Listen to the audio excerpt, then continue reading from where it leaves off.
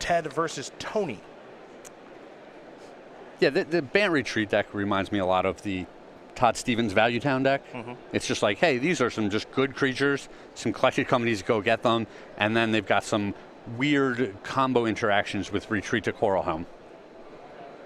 Yeah, you've got the ability to just win the game on the spot. Yeah. But Retreat to Coral Helm is also just a fine card. We're going to take a look at the battlefield here. Ted's got 4 different lands on the battlefield. Stomping Ground. Let's make it 5 actually now. Stomping Ground, Temple Garden. We walk right into it. Ooh, a kill. One of my favorite things. I was going to tell you the battlefield, but it doesn't matter because Ted wins game number 2 against Tony Page. So we're all tied up here between Bant Retreat and Eldrazi-tron. So forget I even said anything. As he had a Spell Queller, he had a Tameo, and a bunch of other things going on. Did Ted. Yeah, I think the important thing there was a couple of real big Knight of the Reliquaries that were just getting the job done there. They're pretty big boys. Yeah. They're pretty big boys. So this Bant Retreat deck, now the idea is Knight of the Reliquary plus Retreat to Coral Helm, though nowadays we don't see players playing 4 copies of Retreat. Just a couple. Yep. You know, so it's a piece of the deck, but it's not the main piece of the deck. And then you're just kind of like you mentioned, just kind of like a green-white value town deck, but you can also play it a bunch of different colors and splashes and all this stuff. So how do we feel about this deck? This is a deck that I think you need to put in a lot of reps with this deck because the games are so different that you need to, like I said, you just need to play a bunch of games. It's not consistent like some of the other decks that we see. It doesn't have a whole bunch of card draw. It doesn't have the same level of churn through its deck. So a lot of the games will play out vastly different from one match to the other. How do I feel about it? I think it's very interesting. A lot of these cards kind of by themselves are a little underpowered. I don't know if I'd want to show up with like Reminap Excavator in my deck, you know? I'm not a super big fan of a lot of these spells, the main deck Spell Quellers. Not awesome if you can't catch someone with Collected Company and eat an important spell. And, you know, everyone's going to have some creature removal in their main deck to get them back off the board. So, I don't know, this deck's not super exciting to me, but it definitely has some powerful synergies that kind of add up. It's probably more powerful card for card than, like, the Death and Taxes deck that we see sometimes. So it has that going on, but slightly less synergistic than that deck. And I think in a similar way, you look at each of those decks and you're like, this deck's not that exciting. But when you see the games play out, you're like, oh, now I can see why people play this deck. Yeah. I mean, you do just have an I win button sometimes, which is pretty nice. So now Eldrazi-tron we know plenty about already, and it doesn't surprise me to see Tony Page or anyone playing that deck this weekend because, well, the deck is really good. It just won last weekend in Syracuse. And we're going to see how it does stand up to things here against Ted. Now, Tony Page was up a game before he walked into that second game, obviously. And I think part of the reason he was up a game is because Ted's deck, what it does is, you know, it's very mid-rangey. Yes. And Eldrazi-tron is not. Eldrazi-tron is it's a very heavy hitter. Yeah, it does a good job of preying on a lot of the mid-range decks. Absolutely. It says you're going to give me the first 3 turns to set up in this game. Well, then what I do is going to just be way more powerful than what you do. Yeah, we can see Reality Smashers, Thought-Knot Seers, Endbringers, Karns, depending on the draw. Walking Ballista is actually really good against Ted's deck. It's going to take care of, he's got 4 birds and 4 Noble Hierarchs, so it can keep those things in check. Depending on how much mana he's got to work with, he can kill Knight of the Reliquaries, all sorts of things. And Ted's deck does a decent job of answering Walking Ballista with 3-Path Exiles, but not a great job. Well, and all his stuff, to me, that's just this super all-star in this matchup. Ted really needs to commit to the board. He can't just have like 1 or 2 creatures. So once he gets 3 or 4, you know, the retreat to the Coral Helm has to come down, and then it's not impactful for a couple of turns. You're just committing all of these permanents that all get swept up by all his dust. Yeah, and he's got no choice but to do that. Yeah. That's the other thing, too. Now, 2 main deck copies of All of Dust here for Tony Page.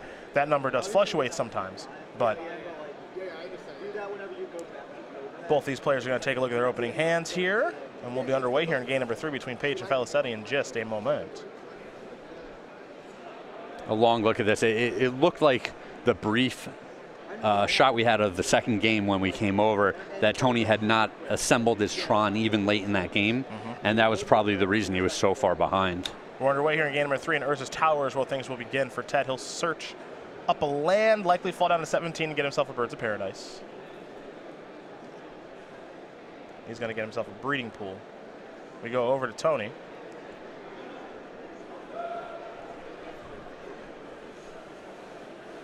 will cut Ted's deck very quickly and then take his second turn of the game. He'll draw a card. Picked up a copy. Looks like the Sanctum of Ugin. May have been a Ghost Quarter, though. Those cards do look pretty similar. Urza's Mine is land number 2. For Ted, he's just going to play a land and pass the turn back. And now this is an Eldrazi Temple. We might see a Thought-Knot Seer here, perhaps. He's going to try, but Ted has a Spell Queller for that. So for now, Thought-Knot Seer is taken care of. Yeah, that's about as good as Spell Queller gets. You know, protected his hand, it got a 4-drop, and it gave him a little pressure on the board. Ted's going to come across here for 2. Tony's going to fall down to 18. We'll see if he's got a follow-up here. He does have a land and Stomping Ground. Looks like he may have another Spell Queller, and it is worth mentioning that he does have a copy of Unified Will in hand. And it looks like he has Spell Queller and Collected Company, so this is a great setup for him. You know, if he can Spell Queller something, awesome. If he can't, Collected Company is the best thing he could be doing with his deck anyway. Relica Progenitus the draw here for Tony Page.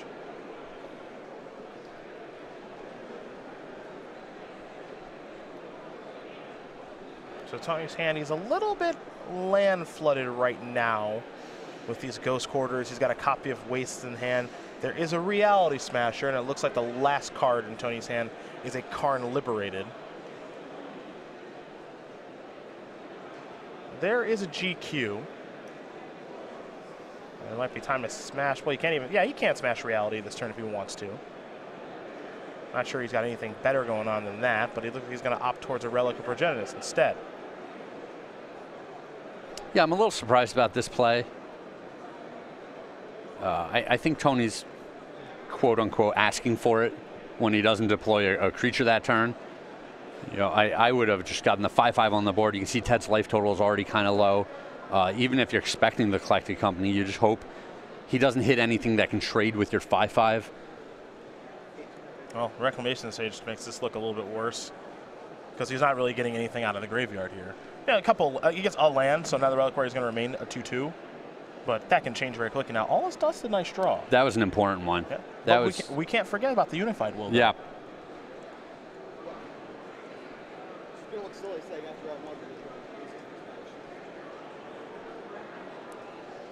Ted going to take a look at the battlefield. Again, he's got a Spell Queller, Knight of the Reliquary, which is active now. A Reclamation Sage, a Birds of Paradise. Lands or Stomping Grounds, Breeding Pool, and a Horizon Canopy. And now Ted's going to play a Retreat to Coral. That's a combo. Yep, that might just be game over here. Combo. Retreat to Coral Helm plus Knight of the Reliquary is a combo. Let's have some fun. Let's take a look at Retreat to Coral Helm, which is going to untap the Knight of the Reliquary. Ted's explaining, I'm going to do this cool little infinite combo thing. Yeah, I'm going to do this a lot. I'm going to put a lot of cards in my graveyard. Retreat to Coral Helm on camera. I'm going to end up with a lot of mana in play as well. And then I'll attack you for a bunch. Yeah, so basically what's going to happen is Knight of the Reliquary is going to get to untap a bunch because whenever you search for whenever a land enters the battlefield, you may tap or untap target creature. So I'm going to do that, Knight of the Reliquary, keep searching up lands, fetching, blah, blah, blah, blah, blah. It's going to be really, really large. It doesn't have to be a 20/20 at this point because he's already got a couple creatures on the battlefield. Yep. In Spell Queller and Reclamation Sage. Yeah, he already had 6 points of power.